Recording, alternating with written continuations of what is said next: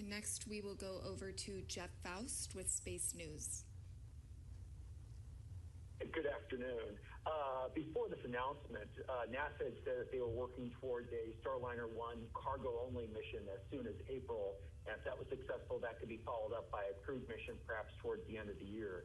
Does that schedule still hold based on what we have heard today about the various steps you believe need to be taken before Starliner is ready to fly crew, or will that schedule be altered in some way? Well, I think a no earlier than date is just no earlier than date. I mean, what we don't want to do is perpetuate past problems by establishing, endless target launch dates that we were unable to meet. I think right now, our focus here at NASA is working alongside Boeing, again, to understand the technical challenges that have caused these service module and crew module thruster issues, to remediate them, make sure we have a full understanding of the risk associated with this vehicle, implement the report, the recommendations from the report, and get back to flight. Now, if that happens to line up in April, then so be it. And if we can follow that on with crewed missions, that's fantastic as well. As I mentioned, I think there's going to be endless demand for crew and cargo access to low Earth orbit, well beyond the design life of the International Space Station. But we are not going to fly again, crew or uncrewed, until it's ready. And next we will go to Eric Berger with Ars Technica.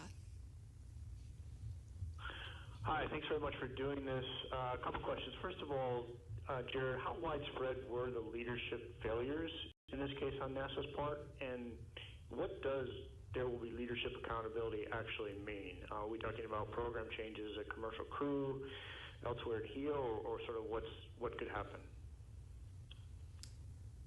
Well, in terms of what were the leadership failures, to provide more specificity, leading up to launch, while the astronauts were on space station and we were evaluating what actually transpired and what are our options to bring these astronauts home, and then after they came home, there was a continuous, the overarching programmatic objective of dissimilar crewed access was continued to be introduced into the conversation when mission and crew safety should have come first. Now, that resulted for the various NASA workforce and contractors that were involved in this process, a breakdown in culture, created trust issues, and where leadership failed was to recognize that this was taking place and to intervene and course correct. There was always an option. Everybody, even if you don't follow spaceflight closely, knew that there was always an option that could have been sent up, was inevitably going to be sent up, that could bring these astronauts home. Pretending that that did not exist, and focusing exclusively on a single pathway that was and now quite clearly a mishap, created a cultural issue that leadership should have been able to step in and course correct. What levels of the organization inside NASA did that exist at? Multiple levels, including, I would say, right up to the administrator of NASA. I can't imagine a situation like that why there would not have been some direct involvement to bring people back to the mission and the crew and figure out the correct pathway forward, which we ultimately did arrive at. But as I mentioned in my letter and my remarks, how we got there was not the correct way. And next we will go to Will Robinson-Smith with Spaceflight Now. Yes, hi. Thank you for taking the time to speak with us this afternoon. Given, obviously, that these are two very different programs, but that Boeing is the contractor behind both Starliner and the Space Launch System rocket, we're watching the tanking tests underway now.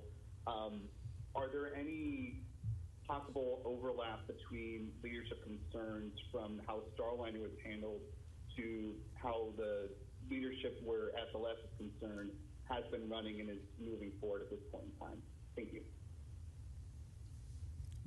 Thanks for the question. It's a good one, but what I think what the administrator said is important is the alignment between the development methodology and the test and qualification methodology. So, in the environment we're in commercial crew, in the fixed price environment where you're providing services, you have limited insight and oversight. that works depending on the hardware richness of the program and the test approach. It doesn't work if you classically develop quality built in. So that's the real difference, is that those things have to be aligned. It's not about one versus the other. It's about making sure that you're testing and qualifying according to your development approach. And so with on the core stage, even on space station, the development approach is similar in terms of how it works with the company, but at the same time, the test, the qualification, the fault tolerance, how that's levied, and how the certification is done does match up. And so in that particular case, we have less concerns because we're basically testing like we should according to the way we're building the hardware. And we will move to Bill Harwood with CBS News. Thank you very much. I think this is for the administrator. Given the amount of work you're talking about will be needed to hammer all of this out and get these changes made, obviously that's going to take some time. I know you guys aren't talking dates about when a crew might fly on this vehicle, but it seems like with the deadline coming for station retirement, there has to be some point where you either have to get this going or it's not worth continuing. Is there such a point, or is the plan that you're going to press ahead with Starliner regardless of how long this takes and get it flying with a crew at some point? Thanks. And thank you for the question. I think it's important to point out we are not starting from zero here. We are sharing the results of multiple actual investigations will essentially be coming to light in the literally the hours and days ahead. But work has been taking place continuously on this program. Obviously, at the time the astronauts were on orbit, we knew we had a problem that required significant attention, so much so that, again, we have declared it a Type A mishap. Boeing and NASA has been working to try and understand these technical challenges throughout that entire time period. Now, I did want to make sure I drew attention. We have not arrived at true technical root cause as it relates to the SM and the CM thruster-related issues in this. It doesn't mean we may not be close to it. We are committed to helping Boeing work through this problem, to remediate the technical challenges, again, fully understand the risk associated with this vehicle, try and minimize it to the greatest extent possible, and if we can implement a lot of the report recommendations, then we will fly again. And I think that's important even outside the context of the International Space Station. America is not giving up its presence in low Earth orbit. We have an unbelievable internationally assembled orbiting laboratory right now that's enabled continuous heartbeat in space for more than a quarter of a century that will not end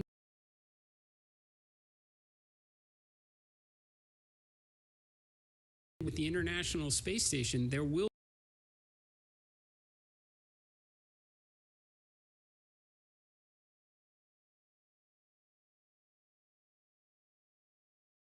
be other space stations, I guarantee.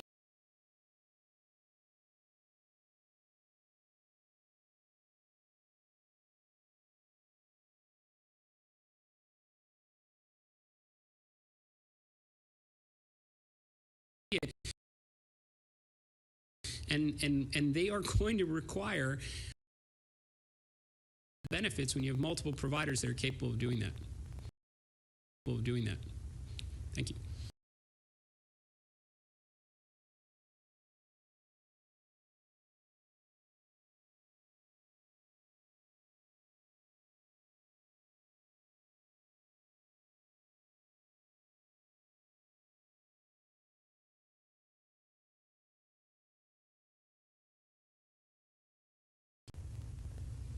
Thank you. Joey, I think got it. If I don't, please correct me. At least throughout my to get briefed on and started to dive into the reports and the witness statements with a number of interviews that I wanted to have directly.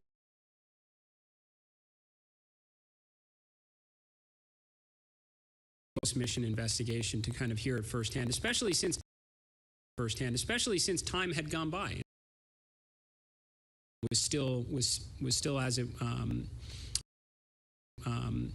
as the part, and I would also say that so in that possible while the multiple investigations were underway, including speaking. I would also say that that I did have conversations. Just as we are taking ownership of our shortcomings, which I think is absolutely,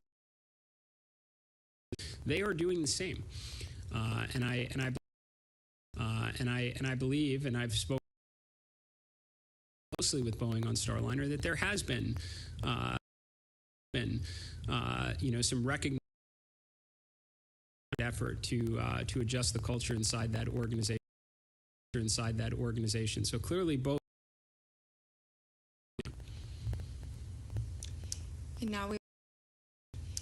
now we will go to Kenneth. Hi, thank you. This is for the administrator. So you oversight over Boeing. I was wondering, was this also, and also how did are the lessons here?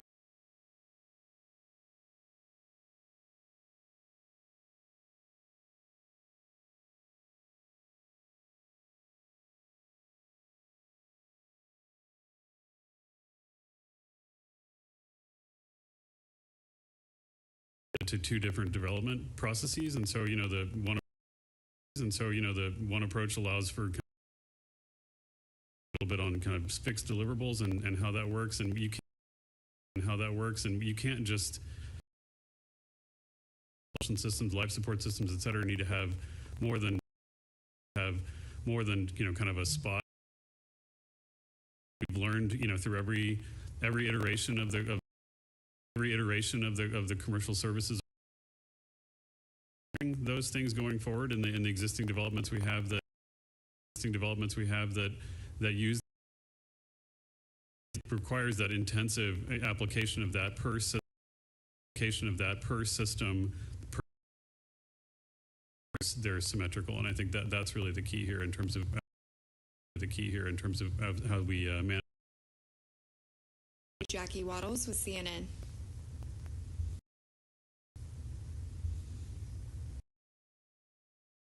We're not repeating anyone, but wanted to kind of piggyback off of Eric's and Will's commercial crew. Does this raise any concerns that oversight is also inadequate? Question for Administrator Isaacson: Does it raise any concerns for you more broadly within the space agency? And if your answer is no, could you detail? Read the first part. I didn't hear the first. I didn't hear the first part.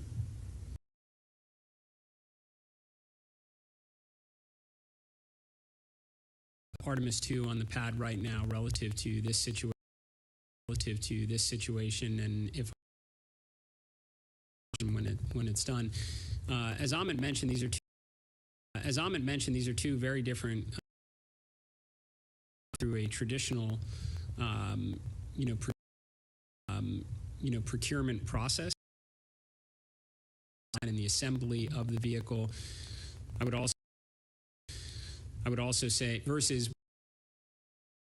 Starliner, which was designed to be procured essentially as a service in that. A lack of, or an inadequately applied insight confidence from the get-go in the manufacturer based on their past performance. Even after the OFT1 and OFT2, we rightfully should have unpacked it a lot deeper, and maybe it would have. It's very different again from SLS, and assembled in a more traditional way, and also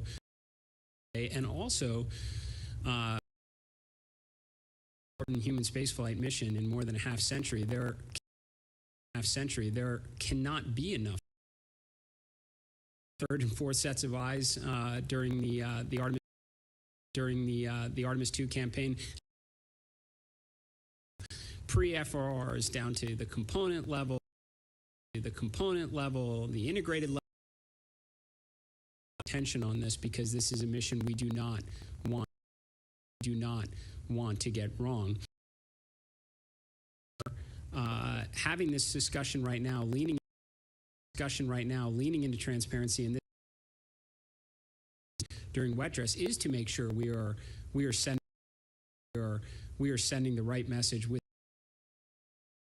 circumstance. Leadership has to be appropriately applied, because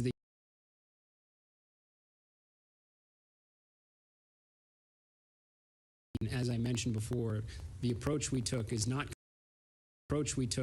compatible with human safety to continue. And if you wouldn't mind just asking the first part of your question, again, and we'll. Yeah, it was kind of baked in a little bit to the answer there, but a systemic problem within the commercial crew program specifically. I was oversight of SpaceX is adequate if they're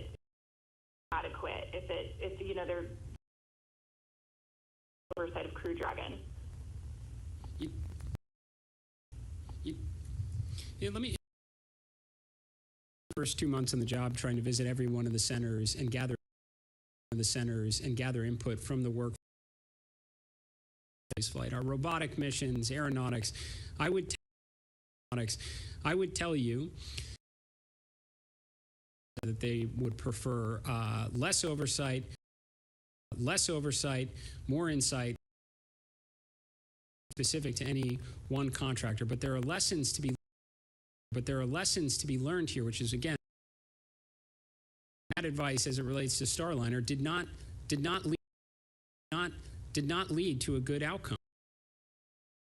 Core competencies inside NASA, why we're bringing a lot of contract muscle memory on our engineering skills, so that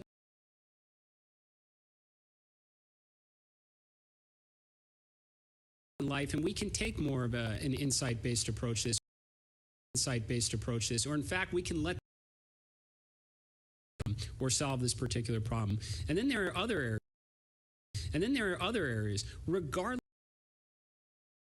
of oversight, where our requirements are going to be very specific, because if we get it wrong, the outcome goes beyond the space agency, and that's something that we can't ever allow to happen. To press *1 to enter the queue. Next we will head to Richard. Hi, yes, thanks for taking my question. On the same level as Challenger and the gravity of that, and how you'll be discussing, be in the conversation as you discuss these things for either. I think just to maybe give a little background on what it go a little bit deeper than that. I can pass it over to Amit. First of all, I mean, we had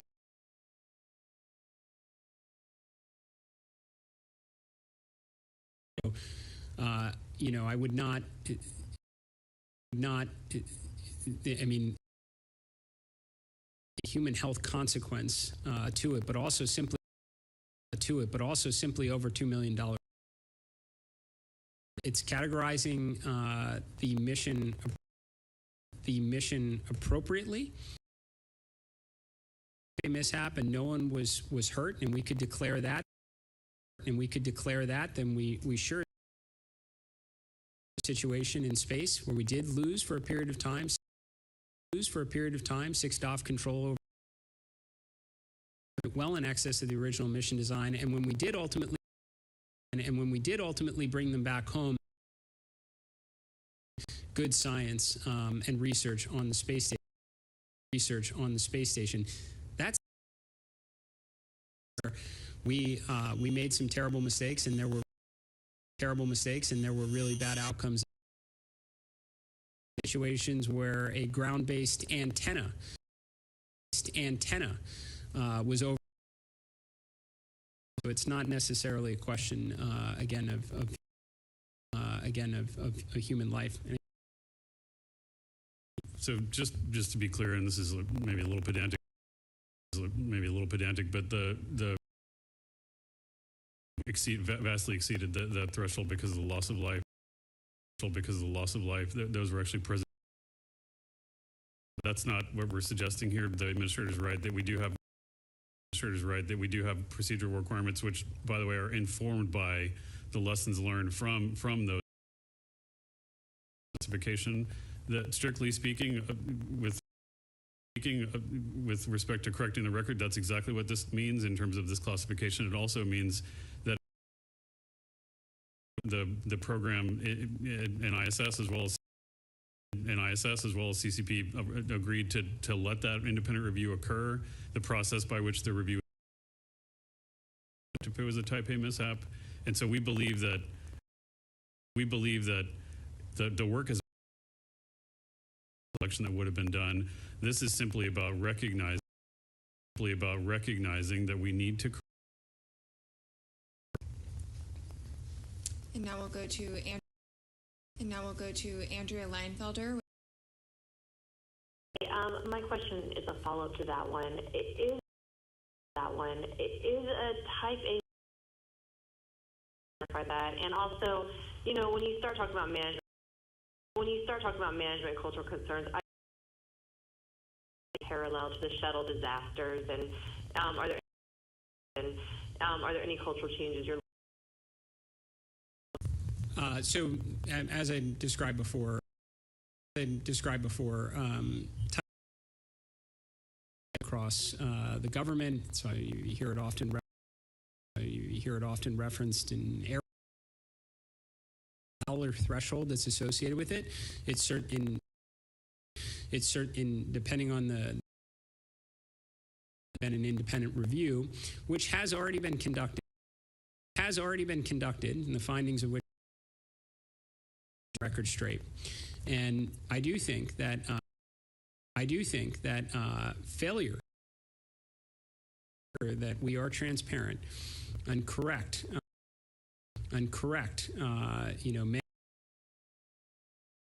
is absolutely warranted. Failing to do so invite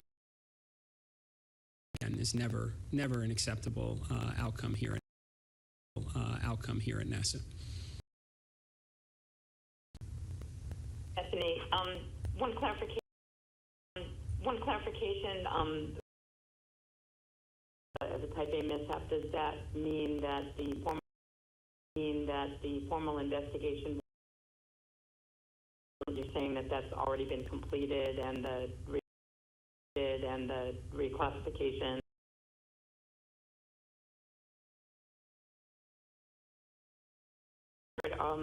Has Boeing committed to you that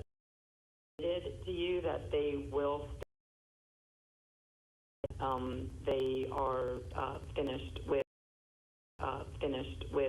investment. Yeah. So to answer the first part of the question, conduct an independent investigation as would have been required had this been declared. The reports are being made public. We're speaking to you all today. There is at the technical root cause of the SM in order to solve that problem and implement the report recommendation. In Boeing's mouth, they released a statement that I think expressed the desire done since CFT1 returned I think they acknowledge what I mentioned before, which is there is going to be Earth orbit well after the design life of the International Space Station.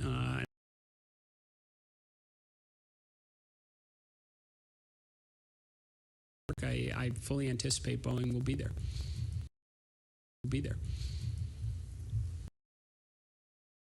Of NASAspaceflight.com.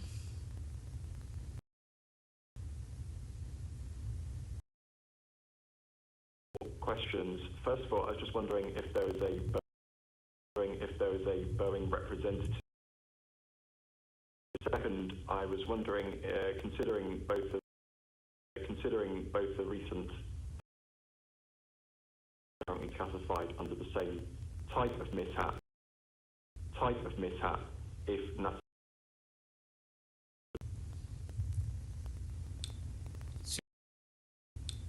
So, as I mentioned, the mishap categorization is relative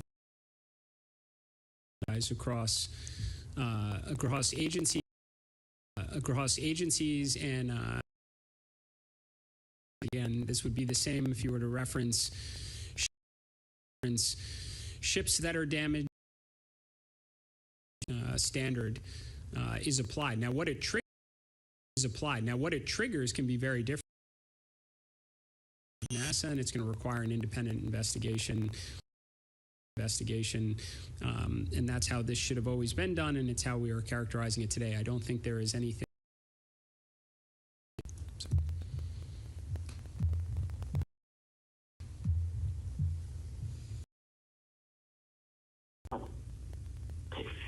Thank you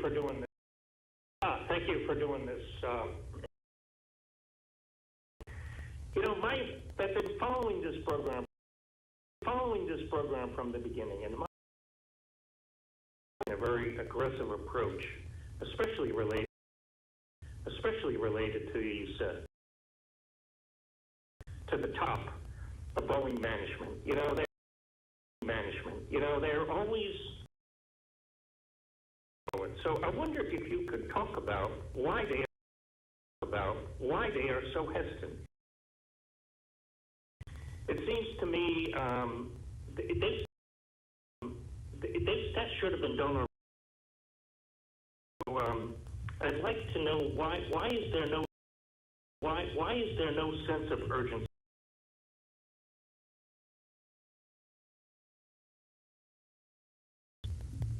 I appreciate the question. Again, we have as work with Boeing. We have partnership from Boeing management to discuss. The do this work.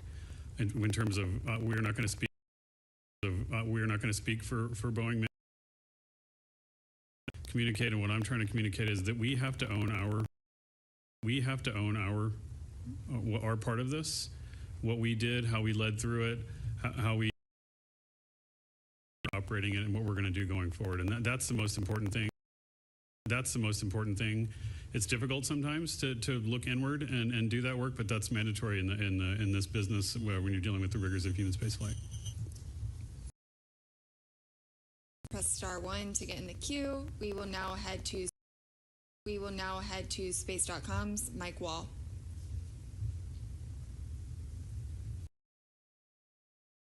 There's standard definitions of what these different mishap categories are. Kind of get away with not declaring this as a type A mishap if it was delays and all of that.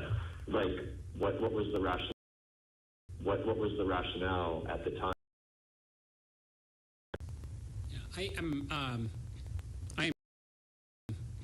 I am certainly not going to. It should have been declared right from the get-go. I don't think this is ambiguous at all. There's, extraordinarily high visibility. Right. This was a story that I think captured a mistake, and I think that that is why the independent recommendation arrived at a position that this should have been should have been declared a mishap. Here and trying to course correct. If you're asking, what we're throughout the development of this program is certainly crew home, and then post mission, when we decided what to do about it, orbit was present in those discussions where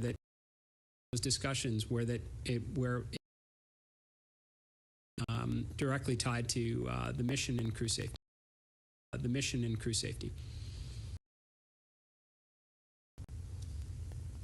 Hello, and thank you for taking our questions.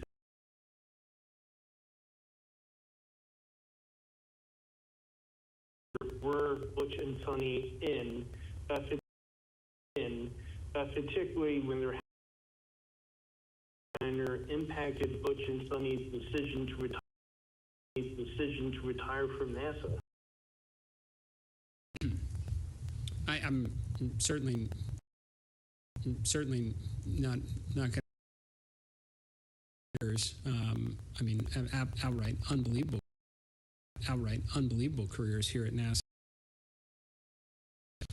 How much danger were they in? Losing six off control is a huge. Earlier to the flight controllers that made the decision to kind of challenge some of our station. Had that not taken place, had thrusters not been recovered, as I mentioned before, after we did undock Starliner for another, that was a CM thruster failure that we was not healthy, and we I think everybody we got there was not correct, and that's why we are trying to set the record straight, and classify. You know, we are grateful we have two astronauts here, and that we greatly learned across the agency, and there will be accountability,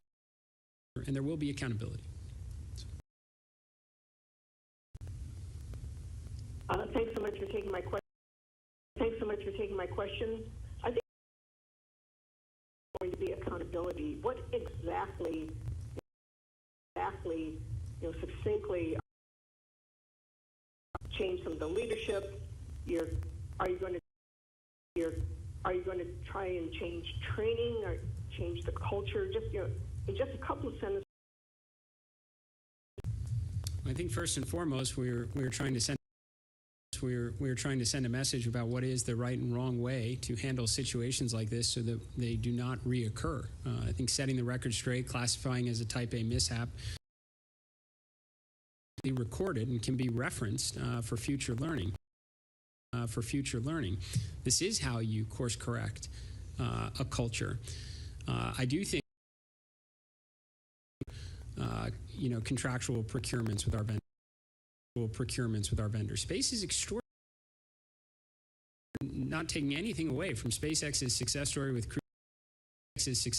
Crew Dragon. That was inevitable to be forecasted, and they delivered a service that is enabled 5 years. Our counterparts in Russia are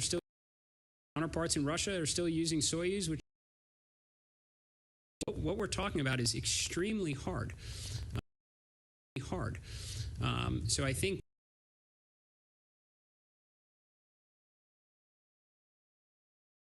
where we should stand back a little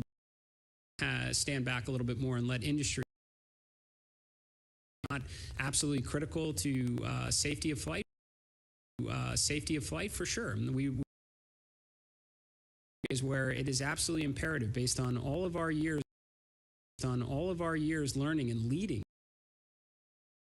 in the appropriate requirements, and go beyond insight but proper oversight in that matter. Look at where there were leadership shortcomings, where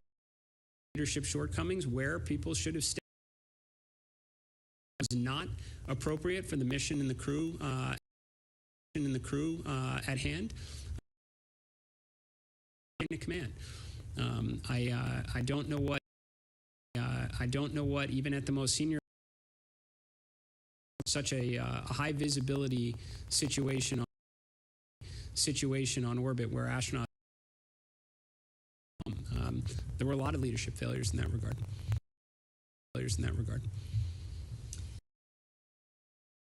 Get on the call, but sent in his question. He asked, does the blame rigor suggest CCP isn't a sustainable or reliable space development, creating unnecessary risk for astronauts and the future of space? I mean, first of all, I want to pull this way up from the CCP level program and help return American spaceflight capability in the United States after more than a decade, or dark decade at NASA. Is when our dependency and our CCP program was able to bring that back. And in program, we've been doing that since the get-go. I can't emphasize the moon without the contributions of America's greatest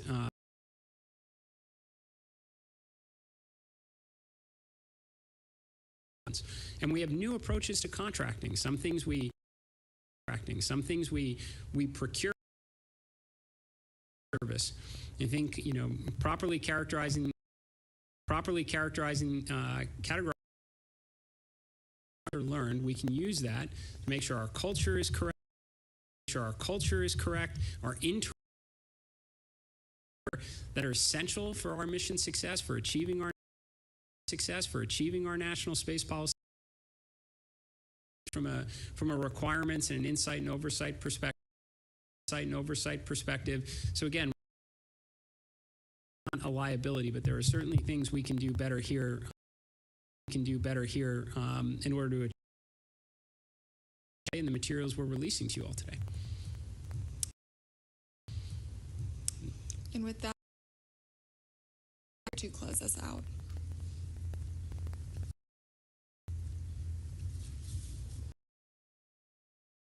The administrator for his incredible leadership here. I think it's really important. Hard to hear, and this for the workforce of NASA, and we're talking about our culture, and we're talking about how we allows our culture to get better. And in the past, we've only really accountability and how we need to get better after the worst has happened.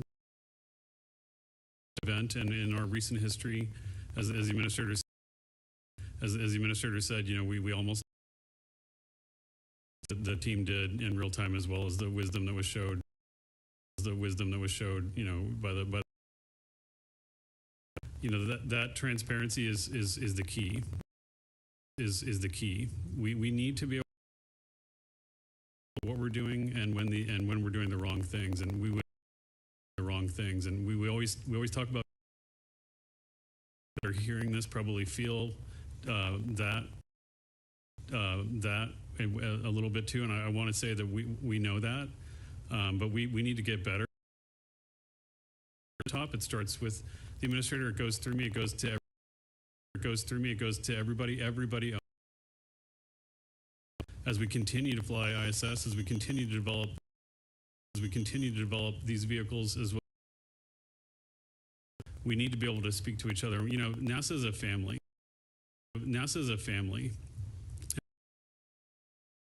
Outside on the inside have known each other for a very long time, and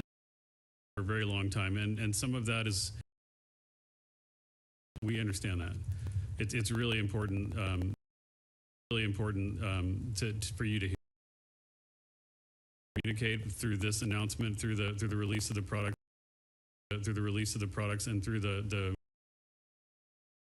is that despite that closeness, technical truth, and rigor, everybody, and I would say that it's also a little bit about honestly like family to me. I will just tell you personally. Career on STS 129. I was for hundreds of hours as we're preparing to install pallets on. He's really just a brilliant guy. He's on consoles of flight director. They make a big to do about it, and then basically the thing that happened after that was I got a phone call at the console, and he called me, and the first thing he told me was, "Man, it looks like they'll let anybody." When he came back from space,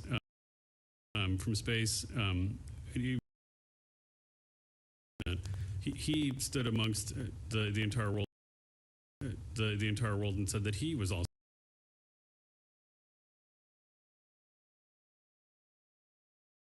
incredible American, just a brilliant astronaut. We're installing 5 trusses, and she's done incredible work in space all throughout the agency. It's interesting. A lot of you probably know. They're from India, and they're naturalized American citizens now. But they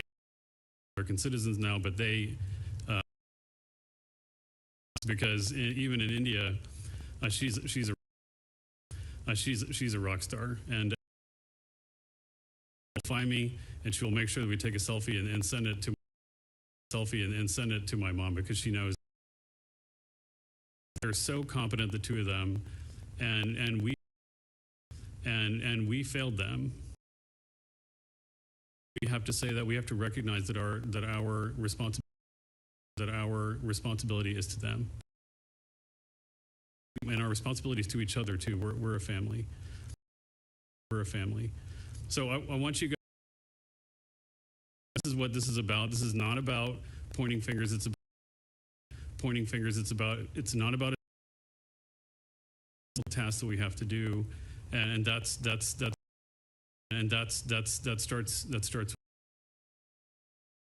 at the as before I close, that the reason why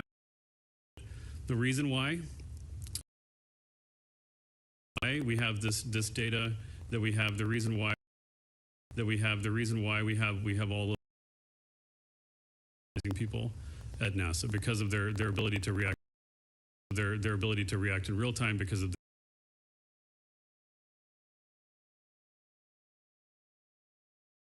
holding that we are doing the right discussions, that we are doing the right discussions, that we are doing the right test, and we are going to. So with that, Bethany, I think I'd like to say thanks to everyone for being. Thanks to everyone for being here, and thanks to. What's up? Thank you.